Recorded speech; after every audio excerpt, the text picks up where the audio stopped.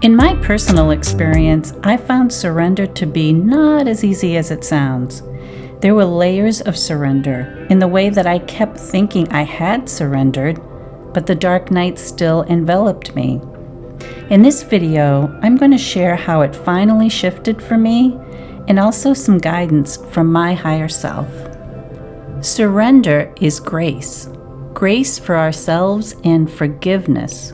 Forgiveness of the past and all that had transpired. Surrender is forgiveness. It's not a surrender in the sense of holding up your hands and being taken hostage. It's the surrender of the old life and the old self to the new one that's trying to emerge. We let go of all that we thought we were and of the things we thought we wanted or needed, or who we thought we needed to be. This can be hard because at first you may not understand the logic or the why. For instance, maybe you need to let go of something that you believe to be practical and necessary, like, dare I say it, a job or a person in your life. Surrender is faith. Surrender is trust, trusting the process and yourself. My faith in the process and myself culminated with the statement, "Not today." You may have heard me mention this in other videos. I had been driving in my car and it just hit me.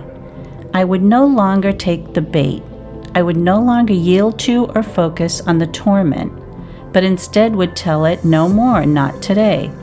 It was more than simply stating it, of course. I had to shift my attachment from where I had been to where I wanted to be. I had had a moment of clarity that told me that I had the power. I alone could help myself emerge from the dark. Like a habit that we want to break, I stuck with it. When the negative thoughts or taunts tried to get to me, I would use my mantra and move on. What is a mantra that comes from your soul? If you feel fear, you could say, "Only the highest ray of light may stay in my presence." You get the idea. Believe in your own divine force that is greater than the false self. You've lost the old, you're not who you used to be, and you're not yet who you're becoming. Focus on what feels right rather than resisting the dark night. This will help you move through it faster. What do you need to do to have peace of mind? Focus on that. We've lost the physical world, but are not yet fully engaged with the spiritual world. We're being washed clean of any beliefs, notions, behaviors, and proclivities that aren't serving us, that aren't of benefit to us. When you have your moment of clarity, when you've met your threshold, when you realize that taking a stance or a leap of faith is better than staying where you are, that is when you will know that the process has taken a turn for the better. You're ready to step into the discovery of your spiritual self, your true self, and eventually will come integration of the physical and spiritual into one whole. So this was my experience with turning the corner, but since surrender is such a critical part of transformation, I felt that I should consult a higher perspective, a higher realm, so to speak. Here's what I got. Surrender comes when we acknowledge the pain and find the truth in it, when we abstract our feeling to find a new reality. It's a letting go of the past in all its facets. It's regaining trust in the here and now. We can absolve ourselves from the wounds and the pain when we forgive all our wrongdoings. It's more than saying I surrender, it's becoming the surrender itself, attuning to the frequency of love, love that forgives itself. Where does the truth lie? Your mind lies to you. It repeats old stories and finds new ways to keep them alive. It's important in the retelling of old wounds to imagine a different outcome.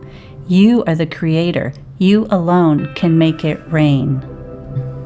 Cast your gaze upon the current moment and believe in your goodness. Seek the wisdom within, the vastness of your soul. Then and only then can you master the ability of surrendering to the light. I then asked, how can we know when things are turning around? The answer, it can only present with the current moment, yet we are glued to the past. It's not a matter of release per se, but a matter of non-judgment of oneself, a non-judgment of life's intricacies. Once you sit within the present moment and feel into the abject emotions that are holding you back, will you find peace and clarity, and above all else, freedom from the pain within the false self, the personified illusion. Be at peace and know that all is making its way to you within the structure and conformity of time and its constrictions. Stand before the mirror of truth and gaze at yourself lovingly. From my heart to yours, you have it in you.